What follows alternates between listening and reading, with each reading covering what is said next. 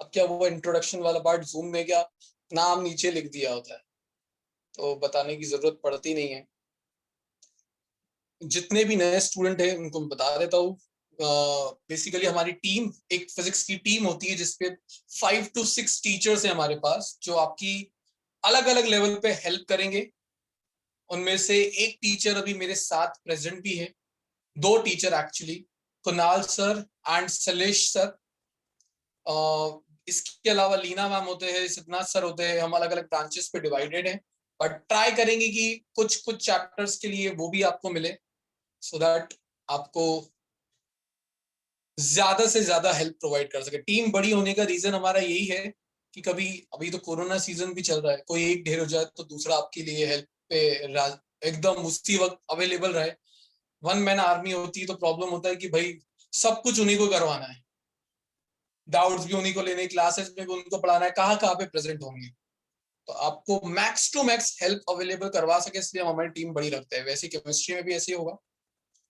Alright, सो सबसे पहले vectors videos आपने एक बार ज्वाइन कर लिया है, वो शीट से आप एक बार अपना ध्यान हटा सकते हो। मैं आपको थ्योरी पे ज्यादा फोकस करूंगा, उसके बाद कुछ न्यूमेरिकल्स करवाऊंगा, बट वीडियोस ऑन करके बैठ जाओ वापस से।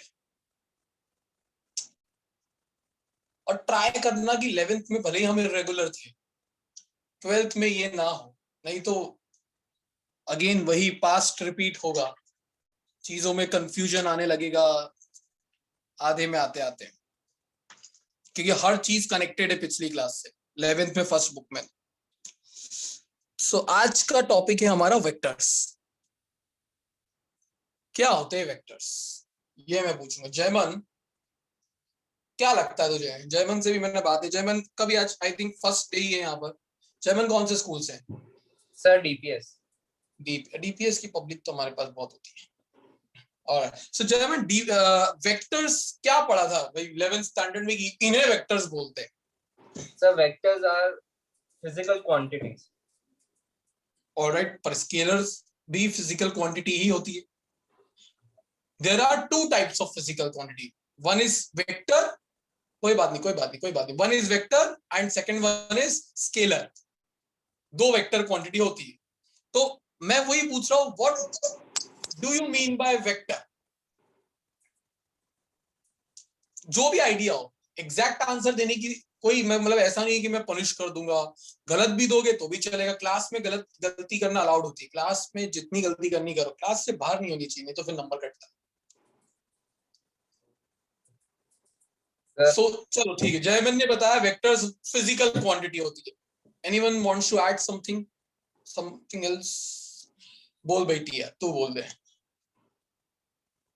Which of both magnitude and direction. Yes, ऐसी क्वांटिटी जिनको एक्सप्रेस करने के लिए आपको magnitude as well as direction दोनों का रिक्वायरमेंट हो, ऐसी क्वांटिटीज को वेक्टर बोला जाता है। वेक्टर क्वांटिटीज जैसे डिस्प्लेसमेंट, जैसे एक्सेलरेशन, जैसे फोर्स, वेलोसिटी, बहुत सारी 12th स्टैंडर्ड में बहुत सारी और आने वाली है, force, electric field, magnetic field, ये सब चीजें 12th स्टैंडर्ड में आएगी, तो ये सभी वेक्टर क्वांटिटी है। तो quantities which has both magnitude and direction, उन्हें हम वेक्टर बोलते हैं। ऑलराइट, फिर उपांशु, हमने 11th स्टैंडर्ड में चैप्टर 4 पढ़ा था, मोशन इन अ प्लेन। पहली बार जिंदगी में ये वेक्टर के साथ डील करना उसी चैप्टर में सीखा था। तो वहां पे लॉज ऑफ वेक्टर एडिशन पढ़ते थे। कोई लॉ याद है जो तूने वहां पढ़ा था लॉज ऑफ वेक्टर एडिशन में? तो याद नहीं है। कुछ भी याद नहीं कि कोई फॉर्मूला पढ़ा था, कोई कुछ कुछ तो तुक्का लगाएगा। मतलब थीटा का याद था, 0 डिग्री, 90 डिग्री और 180 डिग्री। वो थीटा 180 किसी डिग्री। फॉर्मूले में तो आता होगा ना, कहीं तो आता होगा। ओके, भीष्म यश चौधरी ने एंड्रेस कर दिया मेरे पास। काव्य से बात करता हूँ। काव्य, हाय काव्य, वैसे तो मुझे पता है 11th स्टैंडर्ड में थी, पर पहली बार मैं फेस देख रहा हूँ काव्य, ऐसा है काव्य? ठीक हूँ। Okay, nice. काव्य को आइडिया है? काव्य, कुछ लॉस पढ़े थे हमने वेक्टर एडिशन के। हाँ। लॉ ऑफ समथिंग होता था, कोई वो शेप से रिलेटेड लॉज भी होते थे, वो शेप स्पेसिफिक शेप होते थे। कोई बात नहीं, कोई बात नहीं। Aditya, Yes, sir. Same question, same. Triangle law. Yes, very good. Triangle law, एक ट्रायंगल लॉ था। अब ट्रायंगल वर्ड से दूसरा वाला लॉ तो याद आ ही जाना चाहिए। खुशी Khushi Khushi Khushi Trivedi, very good Aditya. Yes, आ रहे यार, हमें मौका देते हैं सबको। यस खुशी, दूसरा लॉ क्या था? Parallelogram law. Yes, parallelogram law, जिसको एक और नाम से पुकारा जाता था लॉ ऑफ कोसाइन। मैं आज आपको वही सब चीजें वेक्टर्स की ज्यादा फोकस करूंगा जो 12th स्टैंडर्ड में आने वाली है चैप्टर 1 से। तो उन चीज पे ज्यादा फोकस करना, पूरा नहीं पढ़ाने वाला, वो बेसिक बेसिक जगहों पे जाके, पर मुझे जो लगता है 12th के लिए पता होना चाहिए आपको वो बताऊंगा। अब ये लॉ ऑफ कोसाइन को लॉ ऑफ पैरेललोग्राम या पैरेललोग्राम लॉ भी बोलते थे, जिसमें होता क्या था, दो वेक्टर्स होते थे, एक वेक्टर है ए, एक वेक्टर है B, and they both are separated by some angle. Let's say वो एंगल क्या है, थीटा। तो इन दोनों वेक्टर्स का जो रिजल्टेंट होता था दीप, वो रिजल्टेंट क्या, कैसे निकाला जाता था, कहां पे रिप्रेजेंट किया जाता था?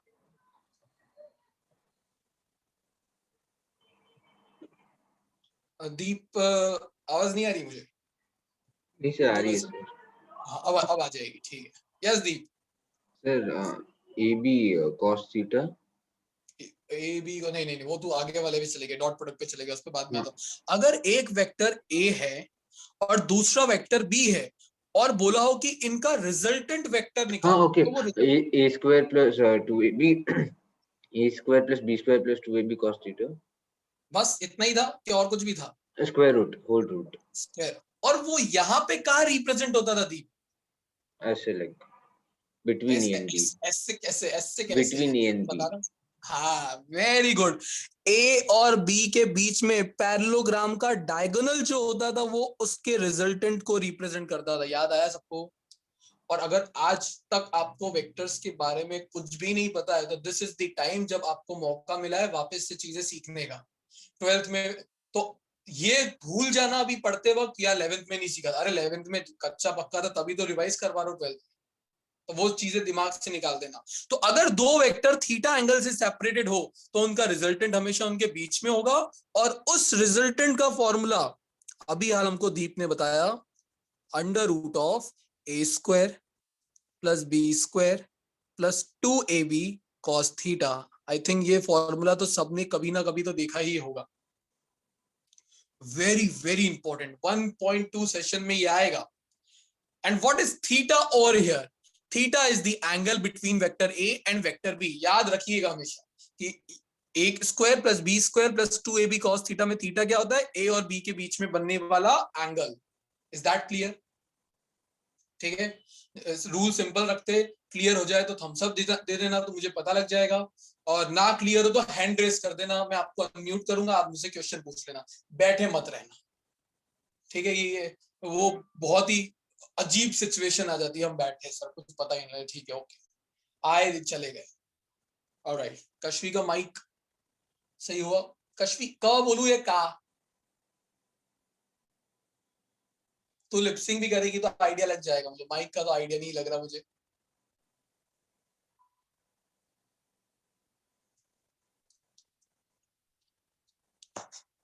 नहीं पता लगा, कोई बात नहीं, कुछ कुछ है इशू, अपने बात पे डिस्कस करेंगे। ऑलराइट, सो ये फॉर्मूला आपको याद रखना है। अब जैसे एग्जाम्पल ही दे देता हूं, सपोज करो एक वेक्टर है 50, दूसरा है 40, और they both are separated by an angle 60 degree.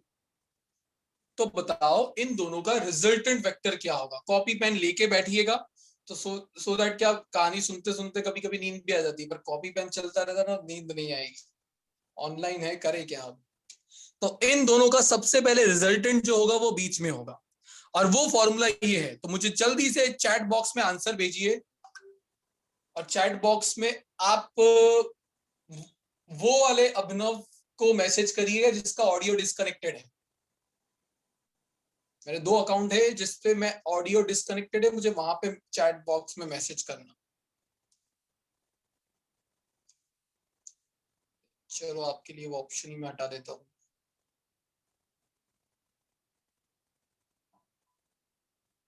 चलो अब एक ही अकाउंट बचा जिसपे तुम मुझे कर सकते हो, उसी पे करना।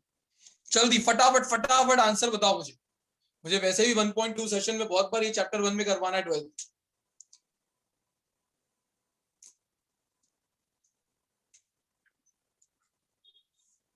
फॉर्मूला था under root of A square plus B square. A का वैल्यू क्या है 50 होल स्क्वायर, किसी को भी ए मान सकते हो किसी को भी बी, वो आपके ऊपर है। ये 40 का स्क्वायर प्लस 2 इंटू 50 इंटू 40 और cos 60। अब जिसको cos 60 नहीं आता है उसकी कहानी यहीं पर रुक जाएगी, आगे बढ़ेगा ही नहीं वो। तो cos 60 का वैल्यू होता है 1/2। तो इसको सॉल्व करोगे आपको आपका आंसर मिल जाएगा। रूट में 60 100 यश बोलता है। कुलवीर तेरे आंसर को मैं नहीं पहचान पा रहा हूँ, मतलब 10 रूट 43 ऐसा बोल रहा है। ओके तो 10 रूट 43 कुलवीर का आंसर है। कोई बात नहीं प्रीत। रूट 60 100 मतलब आर्य का भी वही है, आदित्य का भी वही है, वेरी गुड। रूट 60 100 जिसका आ रहा है मतलब उसको मैथ्स आता है, अभी उसने उम्मीद नहीं छोड़ी है। हम प्लस माइनस कर सकते हैं। ओके अब यहां पर आपको एक और चीज पता होनी चाहिए, वो बड़ी इंपॉर्टेंट है। अगर मैं जो 2 वेक्टर्स आपको दे रहा हूं, जो 2 वेक्टर्स, ये चुपचाप जिसके वीडियो ऑफ हो गए ना वो ऑन कर लो वापस। मैं जनरली क्वेश्चन उन्हीं से पूछता हूँ जिनके वीडियो ऑफ होते हैं, फिर जवाब देना पड़ेगा, और वो अगर जवाब ना दे मैं रिमूव कर देता हूँ क्लास। ओ विश्वा तो बहुत लेट हो गया। ऑलराइट, अगर मैं दोनों वेक्टर्स के मैग्नीट्यूड सेम लूं, आई अगेन रिपीट, अगर मेरा ये भी वेक्टर ए है ये भी वेक्टर ए ही है, मतलब दोनों वेक्टर सेम मैग्नीट्यूड के हैं, तो इनका जो रिजल्टेंट होगा वो अभी भी आएगा तो बीच में ही, बट उस रिजल्टेंट ने दोनों वेक्टर के साथ इक्वल इक्वल एंगल बना रखा होगा। मतलब अगर ए और ए के बीच में 60 डिग्री का एंगल होता तो जो रिजल्टेंट है उसने यहां पर भी 30 बनाया होता और यहां पर भी 30, मतलब रिजल्टेंट वेक्टर्स को बाइसेक्ट कर रहा होता। ये बड़ी इंपॉर्टेंट प्रॉपर्टी है कि जब 2 वेक्टर्स सेम मैग्नीट्यूड के होते हैं तो उनका रिजल्टेंट उन दोनों को बाइसेक्ट कर रहा होता है। और बाइसेक्ट कर रहा होता है मतलब जो कोई भी एंगल इन दोनों के बीच में होगा रिजल्टेंट एग्जैक्ट बीच में होगा, मतलब इसके साथ 30 और इसके साथ भी 30 अगर पूरा एंगल है 60 डिग्री। डन। ये प्रॉपर्टी इसलिए अब आपको लगेगा सर ये क्या है, कोई बात नहीं देवांश, कोई बात, नो इशू। इसमें तो क्या नया था, जब मैं आपको एक्चुअली चैप्टर स्टैंडर्ड 12th के न्यूमेरिकल करवाऊंगा ना तब आप ये चीज भूल चुके होंगे कि ऐसा भी होता है और ढूंढ रहे होंगे एंगल कैसे निकालें। इसलिए मैंने आपको आइडिया दे दिया क्योंकि आएगा ऐसा वाला पार्ट। कुछ चीजें जो आपको, अगर आप कॉम्पिटिटिव के लिए रेडी कर रहे हैं तो कुछ चीज आपको ओरली मतलब आइडिया होना ही चाहिए इसका आंसर क्या हो, तो आपकी स्पीड भी फास्ट हो जाएगी। जैसे कि 2 सेम मैग्नीट्यूड के इक्वल वेक्टर्स हैं, ये भी f ये भी f और इनके बीच में एंगल 60 डिग्री बन रहा है, तो बताओ इस केस में रिजल्टेंट का मैग्नीट्यूड कितना होगा। दूसरा ऐसा वाला नहीं लेते हैं, दूसरा वाले में ले लेते हैं, ये भी f, बताओ अब इनका रिजल्टेंट कितना होगा। यहां पे एंगल कितना बन रहा है 90 डिग्री दोनों वेक्टर्स के बीच में। और कौन सा ले सकते हैं 45 90 120, ठीक है। अगर 2 वेक्टर्स के बीच में एंगल 120 डिग्री बन रहा हो तो फिर उनका रिजल्टेंट क्या होगा? ये 3 रिजल्टेंट मुझे बताओ। 3 मैंने केस दे दिए तुम्हें। एक, दोनों वेक्टर सेम है, इनके बीच में एंगल कितना है 60, इधर 90, इधर 120। तीनों केस में आर के वैल्यूज क्या होंगे वो बताओ लाके।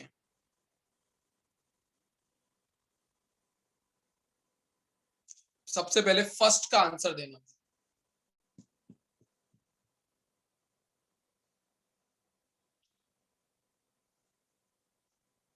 फॉर्मूला ये लगेगा जिसको आइडिया ना लगाओ, F square plus 2f into F, और थीटा क्या होता है? दोनों वेक्टर्स के बीच का एंगल। यहाँ पे 60 कंसिडर करना है, यहाँ 90 और यहाँ पे 120। अच्छा, जिसको वैल्यूज नहीं पता उनके लिए मैं अभी हाल एक काम इजी कर देता हूँ, बाद में तो याद करवाऊंगा ही और करनी ही पड़ेगी। cos 60 होता है 1/2, cos 90 होता है 0, cos 120 होता है -1/2। तो 3 वैल्यू मैंने बता दिया आपको। बोलो चौधरी जी, पहले वाले का आंसर।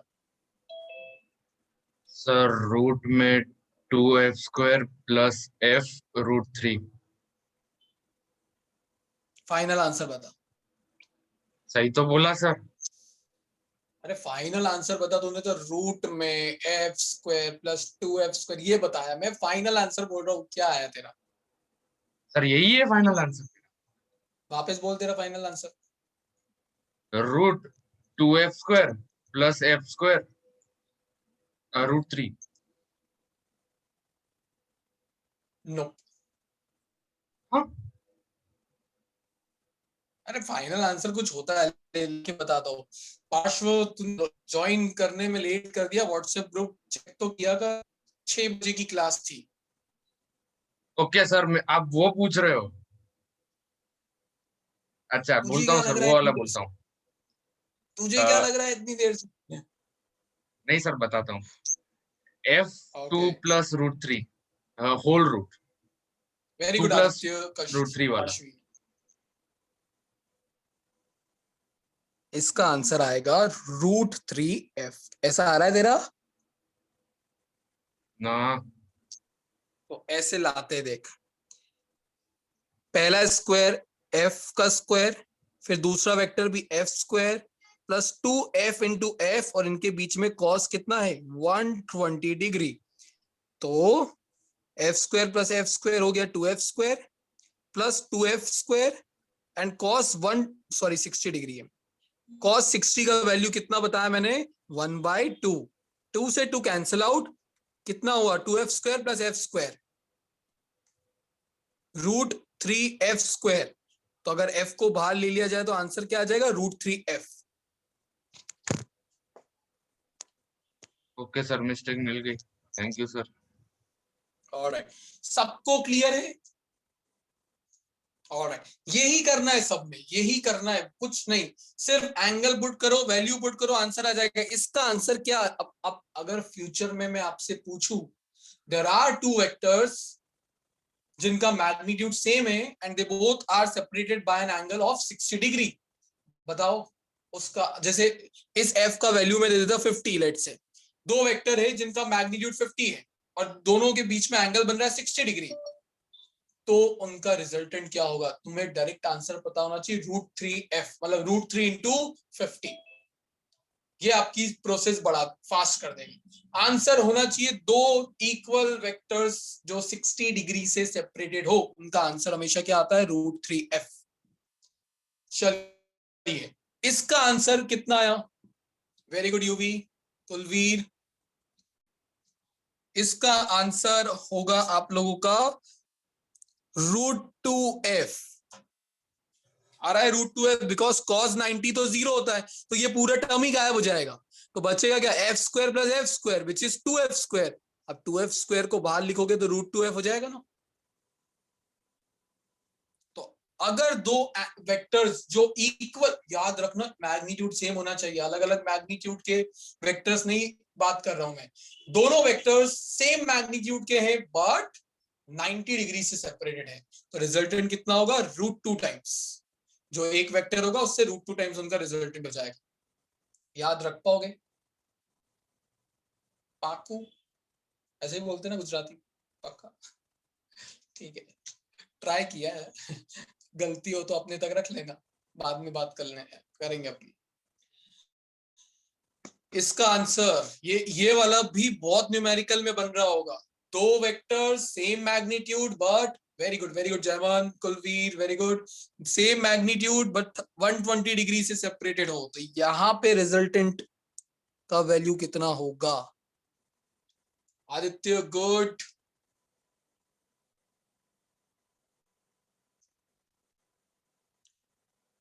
जिसको नहीं पता लगा वो इधर देख सकता है। F square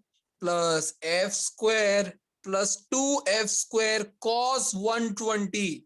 cos 120 is -1/2।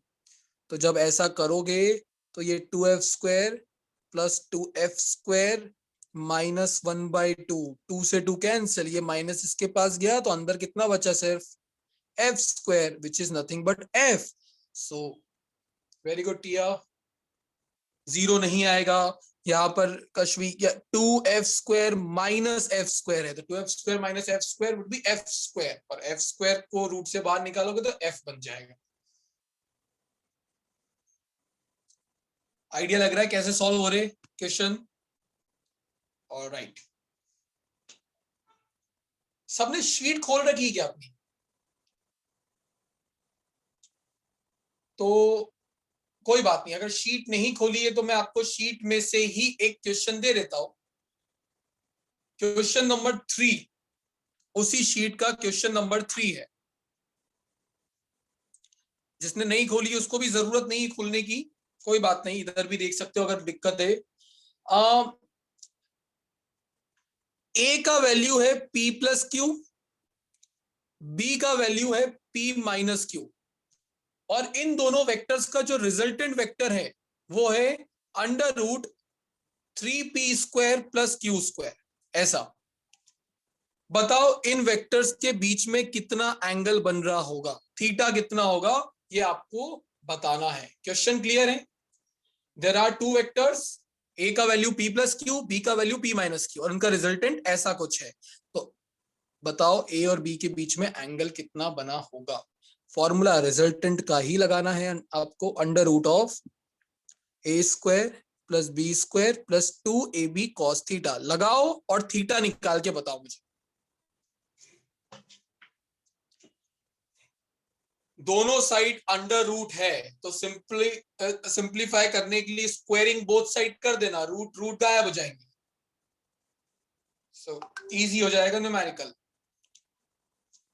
पार्श्व का आंसर है भाई, इनके बीच में एंगल है सर 60 डिग्री।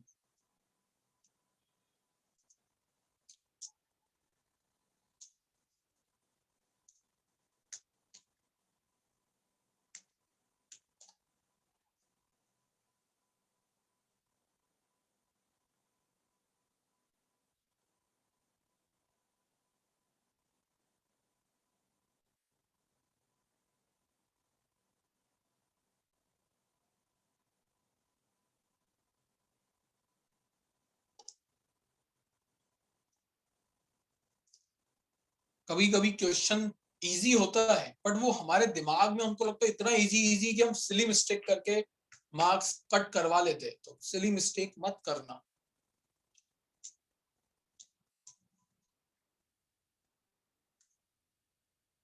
ए की जगह पर हम रख देंगे p plus q whole square, B की जगह रखना है p minus q whole square, 2p plus q p minus q cos theta. ये तो आ गया अपना RHS वाला पार्ट, और रिजल्टेंट क्वेश्चन में कितना दिया है? √3p² plus q²।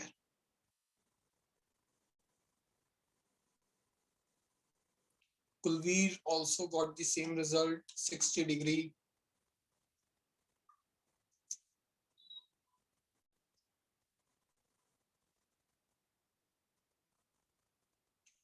चलो, सो जिसको पता है क्या करना है वो खुद से करते जाओ, जिसको आइडिया नहीं लग रहा है वो स्क्रीन पे देखना कि कैसे कर रहा हूं मैं। इसके बाद अभी तक किसी को कोई डाउट है जितना मैंने स्क्रीन पे लिखा है तो जस्ट रेज हैंड और गिव मी थम्स अप।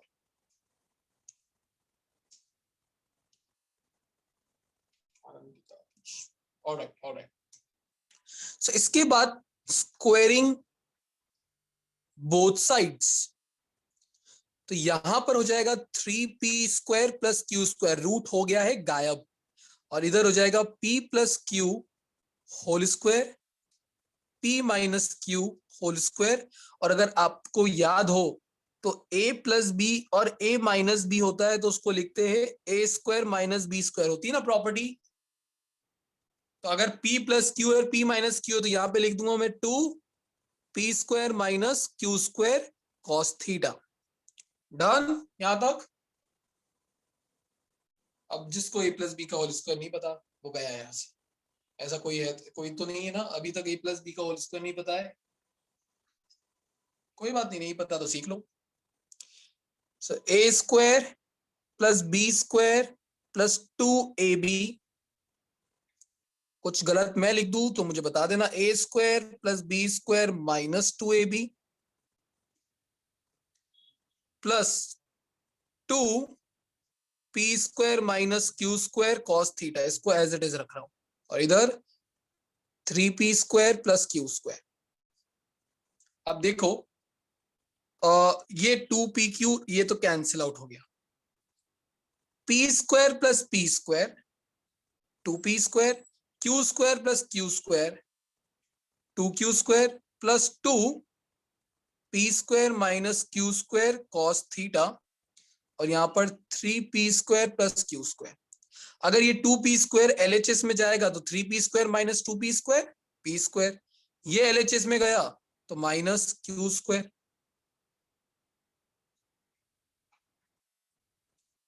ऐसा बन रहा है। प्रीत का भी 60 आ गया, ठीक है ठीक है। जयमन ने p², जयमन बहुत, नहीं ऐसे आंसर नहीं आएगा तेरा, अलग चला गया तू। अब देख ये पूरा टर्म कैंसिल आउट हो गया, यहाँ पे 2 बचा, यहाँ पे 1, तो यहाँ पे हो गया 1/2 is equal to cos theta. अब 1/2 इज इक्वल टू 1/2, अभी बताया था cos की टेबल में 1/2 कब आता है?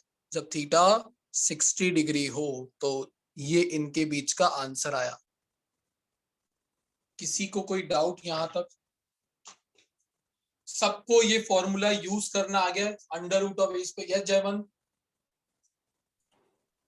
सर सेकेंड लास्ट स्टेप मतलब आपने जो दो कैंसिल किए p² माइनस q², उसके ऊपर वाला स्टेप में क्या क्या सर एक बार बता देता हूँ गुड। ये स्टेप की बात कर रहा है ना? हाँ सर। देख यहाँ पे क्या किया मैंने, p² इधर भी है, p² इधर भी था, तो दोनों को ऐड करूंगा तो 2p² बन जाएगा। हाँ सर। q² 2q² बन जाएगा। हाँ अब ये तो कैंसिल आउट हो गया था, तो यही टर्म बचा बस, हाँ। एज इट इज लिख दिया। एक मिनट। हाँ डन। अब कुछ नहीं किया, इसको LHS में भेज दिया, इसको भी LHS में भेज दिया, तो 3p² minus 2p² p², q² minus 2q² minus q²। Okay फिर ये सर। दोनों सेम वैल्यू कैंसिल आउट हो गई, 2 इधर चला गया, 1/2 cos theta, theta would be 60 degree. Done. Alright very good. जैसे जयमन ने अपना डाउट पूछा, अगर आपको भी कोई डाउट सिली नहीं होता है, होगा तो मैं बोल दूंगा, तो फिर क्या हुआ उसमें, बट डाउट दिमाग में मतलब सिंपल होगा तो बोल दूंगा यार ये क्या पूछ रहा है, बट ठीक है फिर भी बताऊंगा। बट इसका मतलब ये नहीं डाउट नहीं पूछने के, पूछने चाहिए। बैठे रहोगे कभी मजा नहीं आएगा। यही तो गलती की 11th में, पूछा ही नहीं कभी, हेल्प ही नहीं मांगी। मैंने 11th में भी तुम्हें बताया था, दुनिया में टॉप 10 जो बड़े बड़े लोग हैं उनके थ्रू की बताई गई टॉप 10 स्किल्स में से एक स्किल होती है आस्किंग फॉर हेल्प। लोग हेल्प मांगने में बहुत शर्माते हैं या बहुत अलग फील करते हैं, मांगनी चाहिए, तुम्हारा तो हक बनता है भाई। ठीक है, अब आता है वेक्टर से रिलेटेड दूसरा कंसेप्ट, जिसको हम बोलते थे रिजोल्यूशन ऑफ वेक्टर्स। सुना है क्या नाम ऐसा कुछ, रिजोल्यूशन ऑफ वेक्टर्स? ये भी बड़ा 12th में काम आएगा, बहुत सारे डेरिवेशन में लगेगा जहां पर भी वेक्टर आ रहा होगा।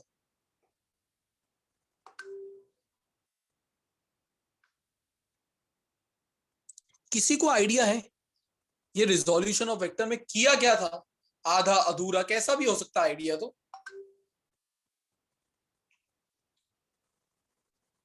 जस्ट रेज हैंड अगर आपको आइडिया है इसमें क्या आता था।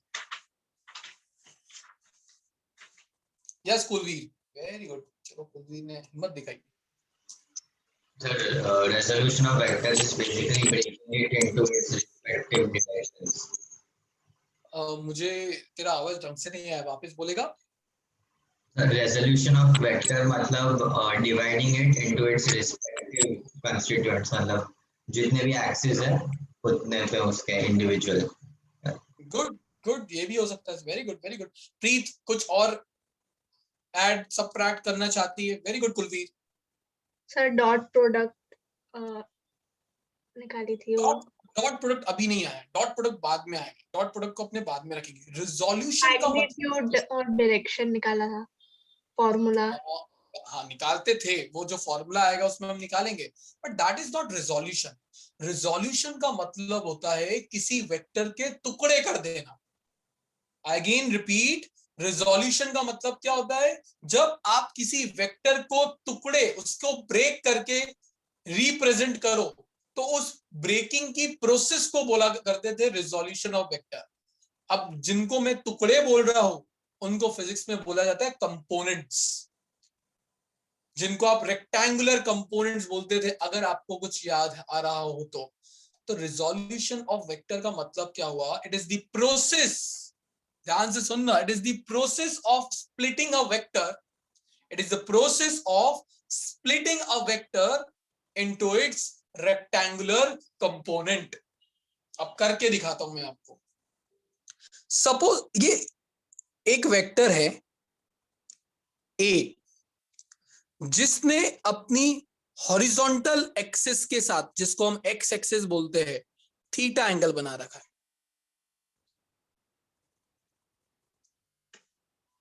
अब हमें तीन एक्सिस के साथ डील करने की आदत पड़ चुकी है, पढ़वा दी गई है। हमें कभी भी चीजों को देखने अच्छा कब लगता है, जब या तो वो पूरा स्ट्रेट हो या पूरा का पूरा ऐसा हो। इस तरीके से हो तो हमको अच्छा लगता है, क्योंकि इस एक्सिस को हम बोल देते एक्स, इसको हम बोल देते वाई।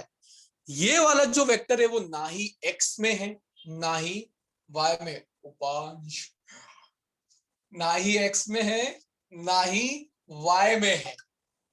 तो हमारे माइंड को बड़ी दिक्कत होती है इस टाइप के वेक्टर्स के साथ डील करने में। तो किसी महान पुरुष ने एक तरीका निकाला, उसने बोला टुकड़े कर दो। उसने बोला क्या कर दो, टुकड़े। इसका एक कंपोनेंट यहां से ड्रॉ करो डॉटेड लाइन, और इसका एक कंपोनेंट को बोल दो एक्स कंपोनेंट और दूसरे वाले को बोल दो वाई कंपोनेंट। मतलब मैंने वेक्टर ए को दो पार्ट्स में ब्रेक कर दिया, ax एंड ay। अब ब्रेकिंग का सिस्टम क्या होगा कि अगर फ्यूचर में मैं इन दोनों को ax और ay को ऐड करूं वेक्टरली, तो मुझे ओरिजिनल वेक्टर ही मिलना चाहिए। ऐसे ही टुकड़े करने, ऐसा नहीं है कि कुछ भी टुकड़े कर दिए, इनको जोड़ने पर ये मिल ही नहीं रहा। सिंपल लैंग्वेज में, लेमन लैंग्वेज में समझाओ, अगर मैं आपसे बोलूं आपके हाथ में 10 है, ब्रेक करके दिखाओ, तो 10 को ब्रेक कैसे करोगे? 9 + 1, 8 + 2, 7 + 3, 4 + 6 या 5 + 5, ऐसे ही ब्रेक कर सकते हो। मैं आपको बोलता 10 को ब्रेक करो और आप बोलते सर 8 + 3, होता है क्या ऐसे ब्रेकिंग? पॉसिबल है? 8 + 3 तो 11 हो जाता है। मतलब जब आप टुकड़े कर रहे हो तो ये दिमाग में रखना होता है कि जोड़ने पर ओरिजिनल वेक्टर बनना चाहिए। क्या ये चीज समझ में आई? तो किसी भी वेक्टर को उसके कंपोनेंट में ब्रेक करने वाली प्रोसेस को हम क्या बोलते हैं? Resolution of vectors. और ये जो कंपोनेंट आए along X axis and Y axis, इनको उसके रेक्टेंगुलर कंपोनेंट्स बोलते हैं। एक हो गया ax, एक हो जाएगा ay। अब इसके आगे की कहानी बताने से पहले किसी को ये पता है यूनिट वेक्टर क्या होता है? बड़ा इंपॉर्टेंट है, 11th 12th में बहुत आने वाला है। यूनिट वेक्टर्स के फॉर्मूले क्या होते थे? दो ही चीज है, एक डेफिनेशन, दूसरा रिप्रेजेंटेशन, तीसरा फॉर्मूला। इनमें से किसी को भी कोई भी आता हो तो वो एंड्रेस करो, सर ये चीज मुझे पता है, ये मैं बता सकता हूँ। Definition, representation and formula. Definition, representation and formula. Yes Kulveer, what is unit vector? Definition: unit vector is the smallest unit of a particular vector, or it shows direction of the vector. एक चीज तो तूने अच्छी बताई भाई, वो वाली मैं ले लूंगा, शोज डायरेक्शन वाली। बाकी स्मॉलेस्ट वाला पार्ट में को लगता है कि विश्वा वीडियो ऑन करना।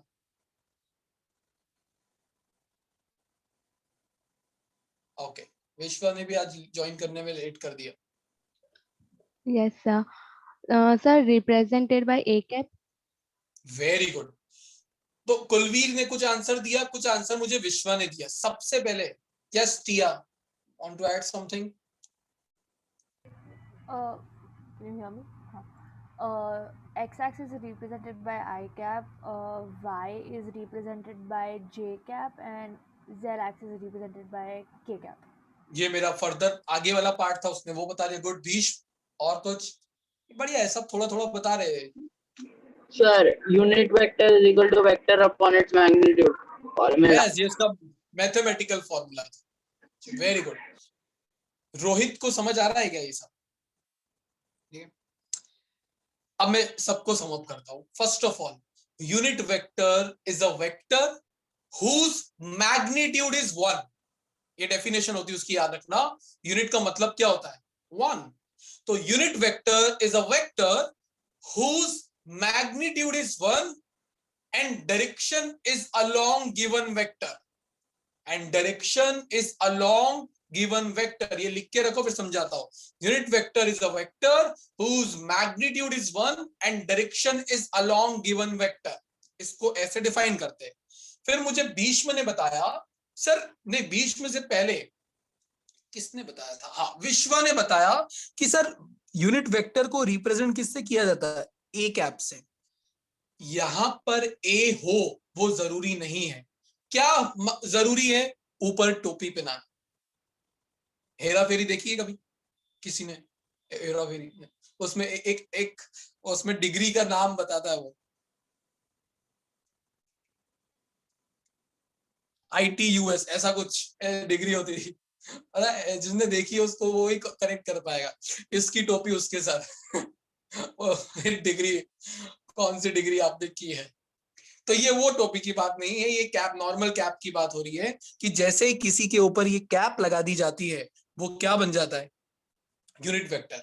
अगर मैं आपको बोलूं कि OA के ऊपर कैप लगा दिया तो OA कैप क्या बन गया? एक यूनिट वेक्टर। BA कैप लगा दूं, B कैप लगा दूं, C कैप लगा दूं, मतलब नीचे कुछ भी हो सकता है। अगर उसके ऊपर इस टाइप से कैप लगी हुई है, दैट मींस वो यूनिट वेक्टर है। अब मुझे भीष्म ने बताया, सर इसका फॉर्मूला होता है जब कभी किसी वेक्टर को, ध्यान से सुनना, जब कभी किसी वेक्टर को उसी के मैग्नीट्यूड से डिवाइड कर दिया जाए, जब किसी वेक्टर को उसके ही मैग्नीट्यूड से डिवाइड कर दिया जाए। मैग्नीट्यूड मतलब क्या होता है? ये मॉड, पता है ना, बचपन में सिखाया गया है। जब किसी को ऐसे दो दीवारी के बीच में कैद कर दिया जाता है जेल में, तो मैग्नीट्यूड बन जाता है। तो ये होता था उसका मैथमेटिकल फॉर्मूला। अब यहां से बताओ, अगर मैं ए वेक्टर को सब्जेक्ट बनाऊं तो ऐसा चला लोगे क्या? अगर ए वेक्टर को सब्जेक्ट बनाओ तो ऐसा चला लोगे? आज का पहला क्वेश्चन मेरा क्या था? वेक्टर्स क्या होते हैं? What are vectors? वेक्टर्स उन्हें बोला जाता है जिनके पास दो चीजें होती है। कौन कौन सी दो चीजें होती थी? Magnitude and direction. तो बताओ, यहाँ पे अगर ये एक ए वेक्टर है तो इस वेक्टर के पास भी दो चीजें होनी चाहिए, मैग्नीट्यूड एंड डायरेक्शन। अब ये मॉड वाली टर्म क्या बताती है? मैग्नीट्यूड। और ये तो ऑब्वियसली बात है, मॉड है, मैग्नीट्यूड बताएगा। तो इसका डायरेक्शन कौन बता रहा होगा? Unit vector. इसका डायरेक्शन कौन बता रहा होगा? Unit vector. तो ये आपके लिए बड़ा इंपॉर्टेंट है समझना कि फ्यूचर में आपसे कोई पूछे, पूरा फिजिक्स तुमने पढ़ लिया, तुमने 11th पढ़ लिया, तुमने 12th आधा पढ़ लिया, ऐसा पूछे कि भाई यूनिट वेक्टर का यूज क्या होता है फिजिक्स में, सिर्फ इतना ही पूछा जाएगा आपसे। What is the use of unit vector in physics? तो आपका आंसर आना चाहिए सर ये डायरेक्शन बताने में हेल्प करते हैं। किसी भी वेक्टर की अगर डायरेक्शन बतानी हो तो फिजिक्स में किसका यूज किया जाएगा? मतलब जब भी पूछा जाएगा कौन डायरेक्शन बताएगा, यूनिट वेक्टर एंड्रेस कर देता, ईमानदार बच्चे की तरह मैं बताऊं। तो याद रखना unit vector is always used to find the या to represent the direction of a given vector.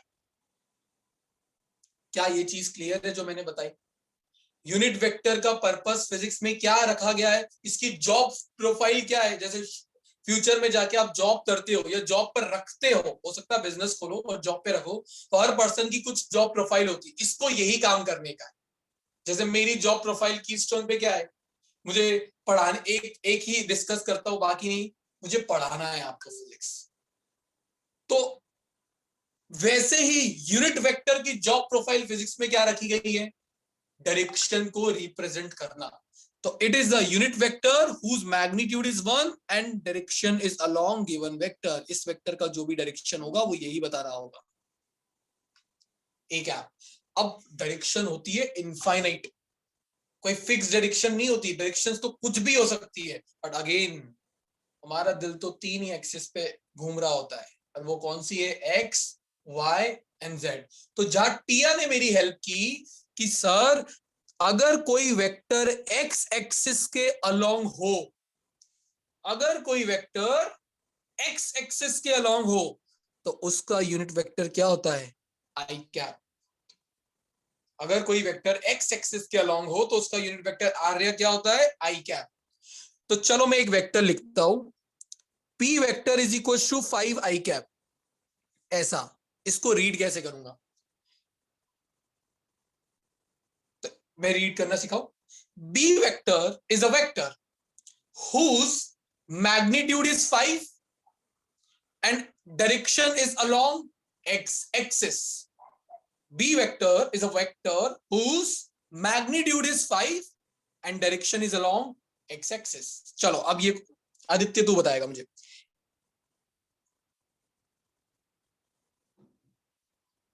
जे क्या पता है क्या होता है? magnitude is 7 and direction is along a y-axis. Yes, a vector is a vector whose magnitude is 7 and direction is along y axis. जब कभी भी कोई वेक्टर y axis के along पॉइंट आउट करता दिखाई दे, उसके पीछे जे कैप लगा देना, कोई नहीं बोलेगा आपसे कुछ भी। और अगर कोई वेक्टर z एक्सिस के along हो तो उसके लिए यूनिट वेक्टर हमने कौन सा फिक्स किया? k cap. बस ये 3 ही यूनिट वेक्टर फिक्स है। रोहित इधर ध्यान देना, ये 3 ही यूनिट वेक्टर फिक्स है फिजिक्स में, बाकी आप जो यूज करना चाहो कर सकते हो। 3 फिक्स है। एक्स एक्सिस के अलोंग हो कोई तो आई कैप लिख देना डायरेक्शन, वाई एक्सिस के अलोंग हो तो जे कैप लिख देना, जेड एक्सिस के अलोंग हो तो के कैप लिख देना, बाकी झंझट नहीं। डन? ऑलराइट, तो यहां पे देखो, इस ए वेक्टर का जो मैंने टुकड़ा किया था एक्स वेक्टर, जिस तरीके से ये एक वेक्टर था, एक्स भी एक वेक्टर है, तो इसका कुछ तो मैग्नीट्यूड होगा। जैसे इसका 7 था, इसका मैग्नीट्यूड मैंने क्या लिख दिया? एक्स। और डायरेक्शन क्या लिख दूं? आई कैप। अब कनेक्ट हुआ? ए उपांश सो मत जाना, 11th तो क्या हुआ? आंखें इतनी मत मसल। और ए वाई को क्या लिख सकता हूं? ए वाई जे कैप। तो ओरिजिनली ए वेक्टर को रिप्रेजेंट करूं तो वो क्या होगा? ए एक्स आई कैप प्लस ए वाई जे कैप। ए एक्स की जगह लिख दिया ए एक्स आई कैप, ए वाई की जगह लिख दिया ए वाई जे कैप। समझ आया? ऑलराइट, एक और इंपॉर्टेंट चीज जो यहां से निकल के आती है, अगर इस ट्रायंगल के अंदर मैं कॉस थीटा का फॉर्मूला लगाता तो कॉस थीटा क्या होता है? Base upon hypotenuse adjacent by hypotenuse, यही होता है कॉस थीटा। तो एक्स कितना आया? ए कॉस थीटा। समझ आया क्या किया मैंने? मैंने ax, इस ax का वैल्यू निकाला in terms of original a, कितना आया a cos theta. Same logic से जब आप ay निकालोगे तो वो होता है a sin theta. Very very important. ये आपको 11th स्टैंडर्ड में रटवाया कैसे जाता था, कैसे इसको बताया जाता था कि अगर फ्यूचर में किसी वेक्टर को आप ब्रेक करके लिखो, सपोज करो ये एक वेक्टर है और आपने इसके दो कंपोनेंट कर दिए, एक x के अलोंग एक y के अलोंग, और इसने यहां पर थीटा एंगल बना रखा है, तो कौन सा कॉस होगा कौन सा साइन? इसको याद करने का तरीका क्या होता था, वो वाला कंपोनेंट जो थीटा के साथ हो वो हमेशा कौन सा कंपोनेंट होता है? a cos थीटा, और बचा हुआ a sin theta. Very very important. बहुत न्यूमेरिक ऐसे डेरिवेशन होंगे 12th स्टैंडर्ड में जिसमें ये आ रहा होगा और आपसे पूछा जाएगा कि भाई ये एक p वेक्टर है, ये दिस इज p वेक्टर, अगर ये इसके दो कंपोनेंट करे तो एक अलोंग x एक्सिस हो जाएगा, एक अलोंग y एक्सिस। अगर p वेक्टर ने x एक्सिस के साथ थीटा एंगल बना रखा है तो बताओ ये वाला कंपोनेंट कौन सा होगा? तो आपके पास आंसर होना चाहिए, ये वाला होगा p cos थीटा। थीटा के साथ वाला कंपोनेंट कौन सा होता है? cos, और बचा हुआ साइन। अगर इसको थीटा बोलते तो इसको cos लिख देते, इसको साइन। मतलब क्या याद रखना है, p का वो कंपोनेंट जिसके साथ थीटा हो वो हमेशा कौन सा होगा? cos थीटा, cos कंपोनेंट, और p का वो बचा हुआ साइन कंपोनेंट। किसी को इसमें डाउट है? पक्का फ्यूचर में जब मैं ऐसे रिजॉल्व करूंगा वेक्टर को इनटू इट्स रेक्टेंगुलर कंपोनेंट, तो बता पाओगे कि वो वाला कंपोनेंट जो थीटा के साथ है वो कौन सा है? कॉस कंपोनेंट, और बचा हुआ साइन। यस चौधरी जी। ये वाला रेजोल्यूशन फिर से समझाओ ना। इसमें सिर्फ मैंने ये बताया कि अगर ये एक वेक्टर a था तो इसके दो कंपोनेंट किए जा सकते, इसको बोलते हैं x और इसको बोलते थे ay। ये तो बात क्लियर है तुझे? क्लियर। तो ये ax का मैग्नीट्यूड क्या होगा वो मैंने बताया, वो होता है a cos थीटा। कैसे निकाला समझ गया मैंने? सर। मैंने ट्रायंगल से निकाला, ठीक है। तो यहां पर यस मैंने सर। मैग्नीट्यूड के टर्म्स में बोला कि भाई हमेशा वो टुकड़ा, वो कंपोनेंट जो थीटा के साथ होगा वो कॉस होगा, और जो बचा हुआ होगा वो साइन होगा गिवन वेक्टर का। समझ गया सर। गुड गुड, डन यहाँ पे। यस उपांश। सर इसमें जैसे अगर ये पी कॉस मतलब जो थीटा है वो y एक्सिस में रहेगा तो वो y एक्सिस की जगह x एक्सिस होगा ना? मतलब अगर तू ऐसा मैं बोलूं कि भाई तुझे लगता है कि सर ये P है और इसने थीटा हाँ एंगल बस, यहां से बना रखा है, तो हाँ अब तो तू वो इसको P cos थीटा बोल देगा और इसको p sin theta, P sin theta. p cos theta वो रूल, एक्सिस गिनेगा। यस, cos हमेशा उसके साथ रहेगा जहां पर थीटा होता है। ना मतलब वो मतलब जो p cos थीटा है तो वो डायरेक्शन x एक्सिस होगी या वो नहीं y नहीं एक्सिस पे नहीं, रहेगी? वो डायरेक्शन, अगर देखो तुमको ये पता है कि जरूरी नहीं ये हमेशा y एक्सिस हो, कोई जरूरी नहीं है। इसको आप x भी लिख सकते हो, इसको आप z भी लिख सकते हो। रूल कहता है तीनों एक्सिस एक दूसरे से म्यूचुअली परपेंडिकुलर होना चाहिए। जैसे फ्लेमिंग्स लेफ्ट हैंड रूल सुना है 10th में, 12th में वापस आने वाला है। तो अब किसी को भी आप x y z बोल सकते हो, तीनों एक दूसरे से परपेंडिकुलर होती है। तो अभी अगर तूने इसको y ही माना है उपांश, तो फिर यहां पर ये j कैप ही होगा और ये i कैप ही होगा। ठीक है, मैं क्या सिखा रहा हूं? थीटा के साथ वाला कंपोनेंट इज कॉस, बचा हुआ साइन। क्या ये याद रख सकते? थीटा के साथ वाला इज कॉस, बचा हुआ साइन। पक्का? यहां तक क्लियर है क्या? ठीक है, कोई भी डाउट है छोटा सा भी तो पूछ लो। खुशी, Nupur, Nupur is also from DPS, तो अपने साथ डीपीएस वाला और भी 2-4 लोग है इधर। आर्या, तनुष, धीर, आनंदिता, गुड, कश्मी, विश्वा, कुलवी, जयमान, आदित्य, क्लियर है यहां तक सबको? कोई डाउट? ओके,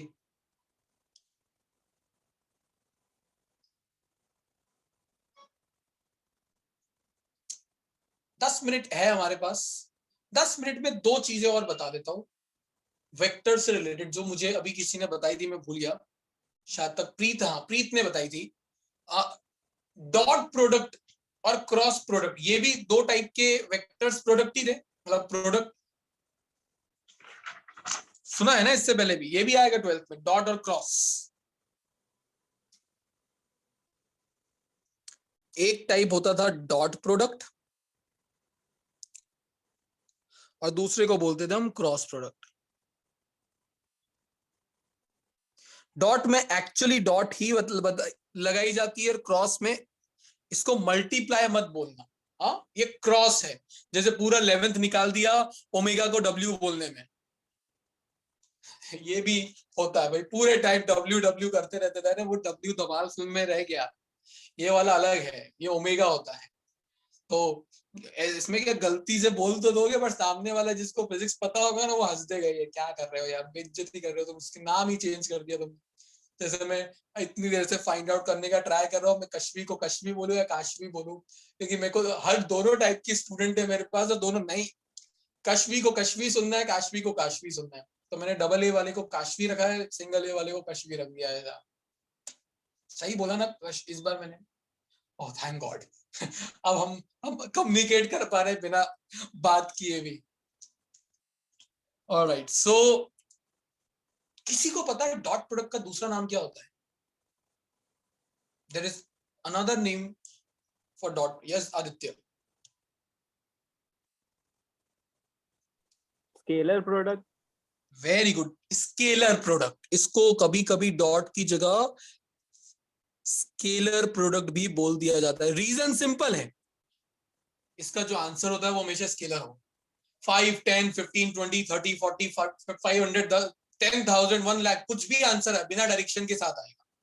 तो अगर आंसर सिर्फ स्केलर है तो इसका नाम स्केलर प्रोडक्ट भी रख दिया गया। और क्रॉस प्रोडक्ट का हमेशा जो आंसर आएगा वो वेक्टर में आएगा, इसलिए इसका दूसरा नाम होता है वेक्टर प्रोडक्ट। स्केलर प्रोडक्ट, जब भी दो वेक्टर्स का डॉट प्रोडक्ट करोगे तो ऐसे लिखते ए डॉट बी, और वो क्या होता है ए बी कॉस थीटा। याद रखना formula, A B cos theta, जिसमें ये ए क्या रिप्रेजेंट करता है, इसका मैग्नीट्यूड, बी क्या रिप्रेजेंट करता है, इसका मैग्नीट्यूड। सिमिलरली वेक्टर प्रोडक्ट, जब क्रॉस प्रोडक्ट की बात करेंगे तो इसको क्या बोलेंगे, A cross B, not multiply, A cross B, और ए क्रॉस बी का फॉर्मूला होता है A B sine theta. What is A cross B? A B sine theta. मैं कैसे याद रखता था, जब भी डॉट हटेगा तो कॉस आएगा, क्रॉस हटेगा तो साइन आएगा, मुझे ऐसा याद रहता था। डॉट को हटाओ कॉस थीटा आएगा।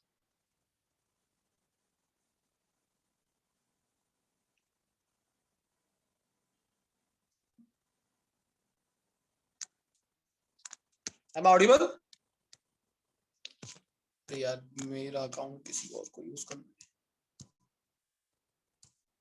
सो A dot B is A B cos theta, A cross B is A B sine theta. But क्योंकि आंसर हमेशा वेक्टर आएगा, तो ये जो नया वेक्टर आया है उसका magnitude A B sine theta से निकाला जाएगा।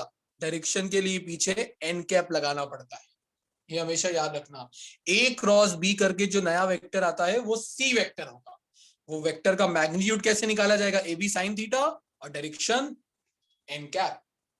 कैसे निकालते थे डायरेक्शन, किसी को याद है? जब दो वेक्टर्स का क्रॉस प्रोडक्ट करते थे, सपोज करो ये पिंक वाला है ए और ये वाला है बी, तो ए क्रॉस बी कौन सा रूल यूज करते थे निकालने के लिए इसका direction? Yes Kulveer. Right hand rule. Yes, right hand thumb rule. Rule simple था, याद करो।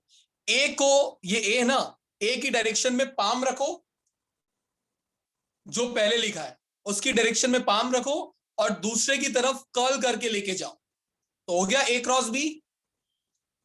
Then thumb will give you the direction of their resultant vector. तो ए क्रॉस बी करने से जो आंसर आएगा वो क्या होगा, सी वेक्टर, और वो सी वेक्टर हमेशा ऐसा होगा ऊपर की तरफ, अगर ये सिनेरियो है तो। अब एक चीज बताओ, क्या मेरा ये ब्लैक वाला पेन इन दोनों के साथ 90 डिग्री पर है।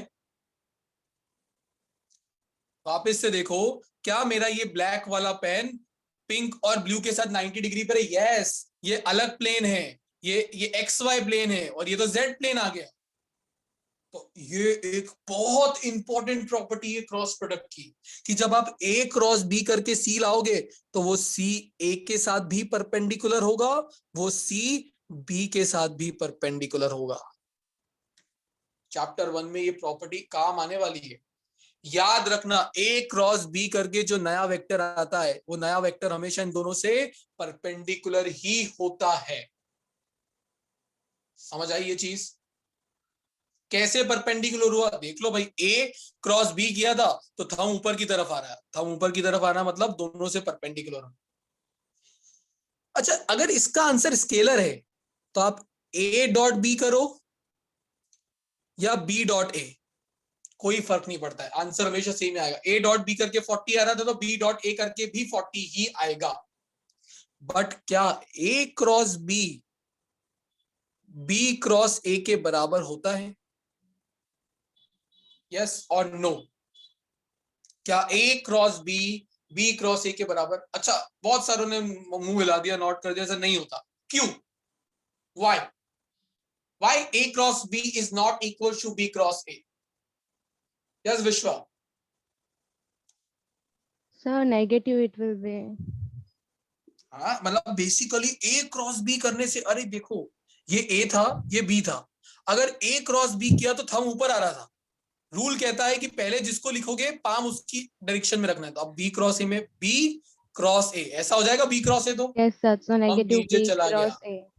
यस, तो ए क्रॉस बी पे थंब ऊपर आ रहा था, बी क्रॉस ए में थंब नीचे चला गया, मतलब डायरेक्शन पूरा का पूरा अपोजिट हो चुका है।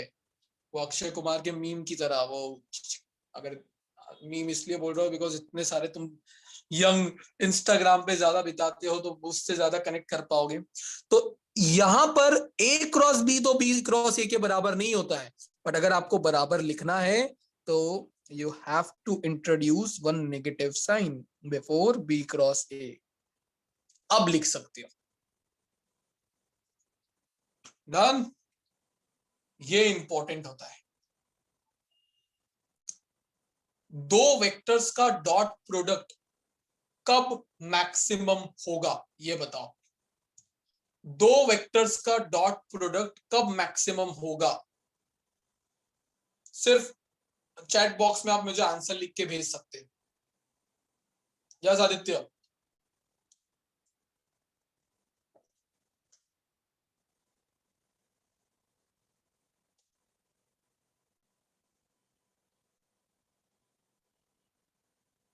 Very good Aditya. बाकी कुलवीर गुड। बताओ इसमें आधे स्टूडेंट आंसर देने में क्यों फंस जाते हैं? इसका सिंपल रूल क्या है? आपको अभी तक साइन कॉस टैन का टेबल याद नहीं हुआ। अगर आप उस टेबल को याद कर लो ना, आपके आधी झंझट सॉल्व हो जाएगी। इसलिए मैं थर्ड क्लास ट्रिग्नोमेट्री में वो टेबल लिखवाऊंगा। डॉट कॉस की मैक्सिमम वैल्यू कितनी होती है? 1। अगर कॉस अपनी मैक्सिमम वैल्यू पे चला जाए तो दो वेक्टर्स का डॉट प्रोडक्ट मैक्सिमम हो जाएगा। और कॉस की मैक्सिमम वैल्यू 1 कब होती है? जब थीटा 0 डिग्री हो। कॉस 0 इज 1, तो जब थीटा 0 होगा तब कॉस 0 1 बन जाएगा। जब ये 1 बन जाएगा तो डॉट प्रोडक्ट मैक्सिमम हो जाएगा। सिमिलरली दो वेक्टर्स का क्रॉस प्रोडक्ट कब मैक्सिमम होता है? जब साइन अपनी मैक्सिमम वैल्यू पर हो। सिंपल सी बात है, साइन का मैक्सिमम वैल्यू भी कितना होता है? 1। तो ए क्रॉस बी, इसका मैक्सिमम वैल्यू कितना हो सकता है? A B. कब? वेरी गुड वेरी गुड भाई। अरे इतने 90 मत लिख के भेज भाई। विश्वा नहीं विश्वा रॉन्ग आपका आंसर। यश गुड। जब थीटा 90 डिग्री हो। साइन 90 का वैल्यू 1 होता है। तो when two vectors are perpendicular to each other, their cross product would be maximum, which is AB. और यहाँ पे जब two vectors are parallel to each other, तब इनका डॉट प्रोडक्ट कैसा होगा? मैक्सिमम। समझ आया? तो आज मेरे पास टाइम इतना ही था। अब मैंने आपको हिंट दे दिया है कि कैसे प्रोडक्ट्स में जाने वाले हैं। वेक्टर्स खत्म नहीं हुआ है, वेक्टर्स में अभी बहुत सारी चीजें आ सकती है, पर 12th लेवल पे इतना अगर आपने आइडिया है दिमाग में, तो जब ये लगा रहा होगा तब एकदम नया नया फील नहीं करोगे। तो ट्राई करना 12th, अगर आपके पास टाइम हो तो 11th स्टैंडर्ड का चैप्टर 4 का इनिशियल वाला पार्ट पढ़ लेना, उसमें ये सब दे रखा है, डॉट और डॉट प्रोडक्ट वाला पार्ट, और ये शीट जो मैंने आपके साथ शेयर की है वो सॉल्व करने का ट्राई करना। सिर्फ वो आपके हेल्प में, उस होमवर्क की तरह नहीं दे रहा हूँ, वो आपके प्रैक्टिस के लिए तरह दे रहा हूँ, कि आपको पता कि जब मैं 12th स्टार्ट करवाऊँ आपको, तब आप ये यूज्ड टू हो इन सब चीजों से। तो आई होप ये आपके लिए हेल्पफुल रहा होगा। यस, वेरी गुड आदि। विश्व साइन 180 0 होता है। ऑलराइट एवरीवन, सो बाय बाय, मिलते हैं नेक्स्ट क्लास में। नेक्स्ट क्लास में हम कैलकुलस करेंगे। चलो बाय बाय, सायोनारा।